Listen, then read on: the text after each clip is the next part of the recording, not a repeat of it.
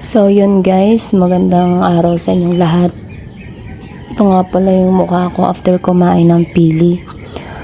Dumating siya sa akin Wednesday ng hapon. Pinadala kasi ng ate ko from Bicol. Tapos ngayon, nung binuksan ko nung gabi yung package, kumain ako. May vlog pa nga ako nun eh. Tapos ngayon, kinaumagahan, may napansin yung anak ko, may butlig-butlig sa mukha ko. Tapos ayun na nga, tapos pinatingin ko sa anak ko, pinatingin ko yung likod ko, ang dami na palang pantal. Tapos ayun, after nun, parang may pinuntahan pa ako noon that time, tapos parang nag-trigger sa init. Ayun, dami na lumabas sa buong katawan ko na maga, tapos yun na yung